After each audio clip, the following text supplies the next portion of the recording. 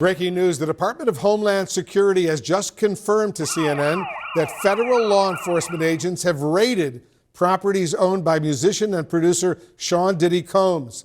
Federal agents are searching Sean Diddy Combs' properties in Los Angeles and Miami as part of a sex trafficking probe right now. It's being searched by agents with Homeland Security. Officials say the searches were connected to a sex trafficking investigation by federal authorities. A man named Rodney Jones has come forward to sue Diddy, and this is not your average lawsuit. He lived, traveled, and he worked with Diddy as a producer, and he is alleging that he has hours upon hours of recorded footage and pictorial evidence, which has been included in this document, to support his claims. And I have to say, these claims seem very credible, claiming that he was subjected to sexual misconduct for the duration of the production process of an album. It is a 70-page lawsuit that has been filed in the Southern District of New York. And he is claiming that while working on the album and living with Combs in New York, California, Florida, other locations, that Diddy repeatedly groped him, touching his anus and his crotch without consent, and attempting to groom him into accepting a homosexual relationship by showing him explicit videos of others in Hollywood, claiming that homosexuality was a normal practice in the music industry. He's also claiming that Diddy would walk around the house naked and force him to watch him shower, and is alleging that he went forward and told Diddy's chief of staff, Christina Karam, about this. And Christina came back to him and said, well, you know, Sean will just be Sean. So I don't get sued, that these are all allegations. Everything that I'm going to say after this is an allegation that is being claimed by Rodney in this lawsuit document. Let's go through the big claims. Ready?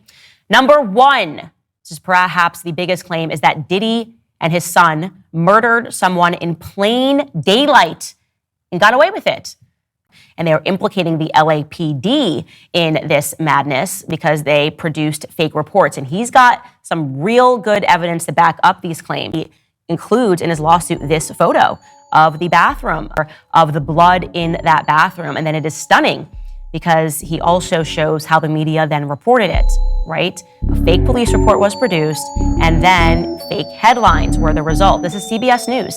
How on earth could the LAPD be implicated in lying?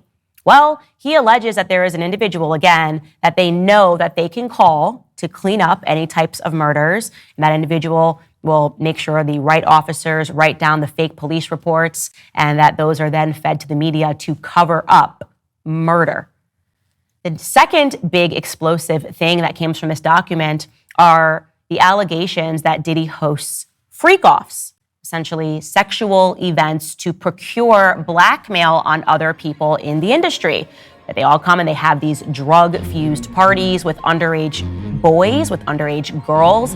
And throughout this lawsuit, he names multiple current rappers that have been involved in these parties and are therefore existing under blackmail. Well, then Diddy owns you.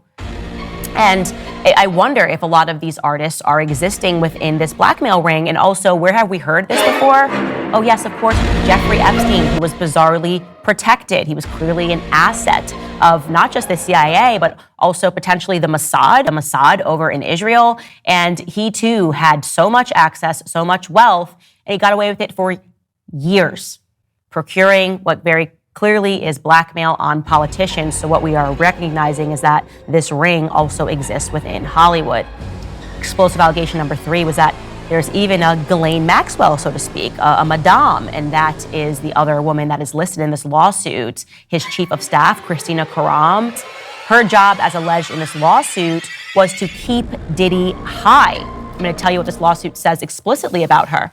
According to Mr. Jones, during the 13 months he lived and traveled with Diddy, he witnessed defendant Karam openly order her assistants to keep Mr. Combs high off of gummies and pills. Defendant Karam required all employees, from the butler, the chef, to the housekeepers, to walk around with a pouch or a fanny pack filled with cocaine, GHB, ecstasy, marijuana gummies, and Tukey. I don't know if I'm saying that right. That's a pink drug that is a combination of ecstasy and cocaine.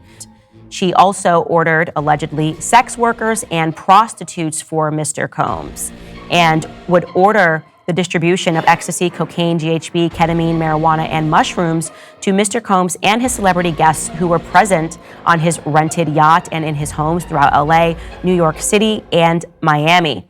The fuck you think that is? Right. You don't see me on TMZ.